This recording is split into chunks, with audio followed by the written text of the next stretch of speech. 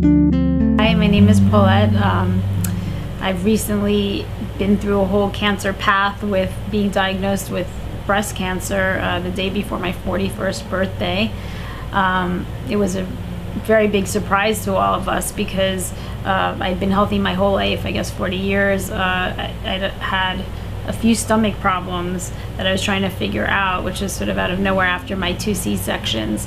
And I had a number of tests, including a mammogram. They just threw that in, and it came back that it was a problem. And even then, my breast surgeon said, oh, it's probably nothing, just a little cancer, we'll take it out. But then when he did, we came to find out that it was triple negative cancer, which they said at the time had a 25% chance of coming back even after a whole regime of treatment, and 50% if I didn't do that. So all of a sudden life shifted, and I was sitting in the office and had to take in a whole bunch of news that we weren't expecting. And some of the stuff that they said was that I couldn't get pregnant for 5 years, all my hair was going to fall out, it was going to have heart problems and numbness in my legs and a series of other things. When this all happened, I went for a walk on the beach, which is another really special place for me, and it's been very healing. And I started to walk on the beach, and I asked my higher self, you know, have I done everything I'm supposed to do here?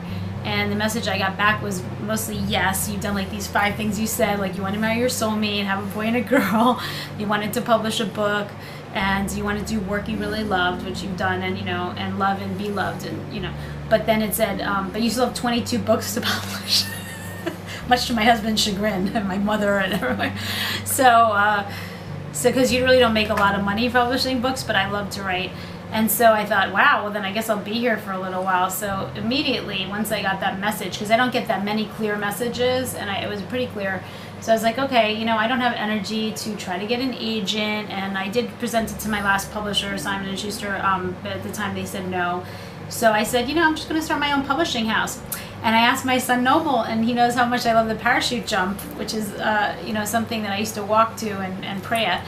And he said, why don't you call it Parachute Jump Publishing, Mom? So that's what I did. And I started my own publishing company right when that happened. And I decided, I made a really simple website and said, I'm going to do 22 books. And I just published one last week, right at the end of my chemotherapy. And now I'm finishing radiation. And the next one is going to be about my cancer experience, called The Cancer Path, a spiritual journey to wholeness, healing, and love. And that's what we're talking about today. So, and it's interestingly, like 21, I think, books just came to me, like I know what they're about already. So I have one more to think about.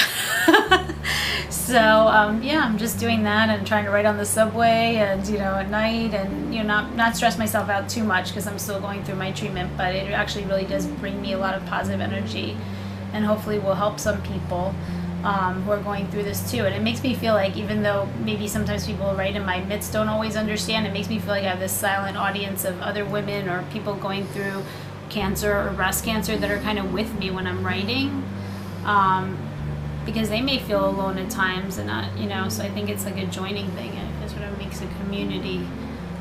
So yeah, so that's what inspired all of this writing, you know. So I do think that when you go through a difficult time, you're more likely to get in touch with your soul's mission or what you're really about. I think, the title is The Cancer Path, a spiritual journey through healing, wholeness, and love.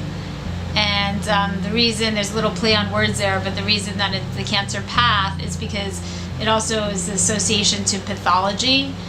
So there's the side there's this saying that says that when you have crisis, it's also a challenge or an opportunity. So it could be the road to pathology and that whole scientific thing, or it could be a path to enlightenment and to finding yourself in a deeper way. And so the book kind of explores both the medical side and the spiritual side, and joining the different, you know, parts of yourself: mind, body, emotions, and spirit, and trying to come to find your own path to that wholeness and to that place of love. So if you're like me, you may be looking for a book or anything to ground you when you've landed in the middle of the Amazon and you have to make a decision in 2 weeks and you have no idea what's going on. And that's really what I'm hoping to give you, not answers, because you'll have to find your own answers, but a lot of tips along the way about what was difficult, what would have helped me, what I learned, what was helpful, and integrating information from both camps, both the scientific and the holistic community, and really helping you go to a deeper place through exercises and through those experiences so that you can find your own path. And I hope that helps.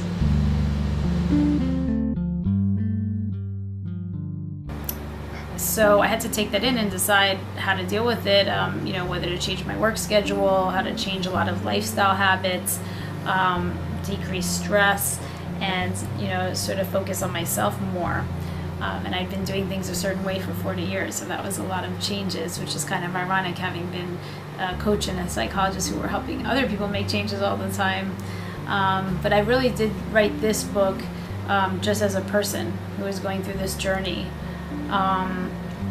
So it's about my spiritual journey, it's about my lifestyle changes, and about really getting in touch with my soul's purpose. Because when I did just find this out, I started asking a lot of questions outside of my regular routine about why I'm here, what I want to leave behind, what I want to say to other people about what I'm learning. So I guess if I was going to say anything else that I'd want people to know who are going through the same journey is that I'm not through it entirely. I'd say I'm halfway through, because I still have to go through everyday radiation for 6 weeks. But one thing I'm feeling is that even though it was such negative news and it was something nobody wants to hear, and it can also be frightening if you definitely don't want to die, of course, right? You have a whole lot of living still to do. But I think given all of that negativity, that it actually has really been a gift. And that there's always something when you go through a really challenging path, let's say for a year, there's so many lessons that can come out of it, and it can make you focus on more than what's right in front of you. You have to go deeper to find bigger answers, comfort within yourself, do things that are better for you that you wouldn't normally do unless you're sort of like a Zen stick, you're kicked in the butt to kind of really look at your life, and it becomes a lot more focused and you get more in touch with why you're here and what you want to leave behind. So I'm hoping my book will cause people to ask some of those questions, because it's very possible to just get scared and then go the scientific route and just do everything your doctors say and go through chemotherapy and radiation and all the suffering and then be done and go about your life the same way. But there is an opportunity to sort of do the medical treatment but also look at yourself and your life in a new way, which is a whole other journey. So I hope that you will join me on that path and let me know what you find.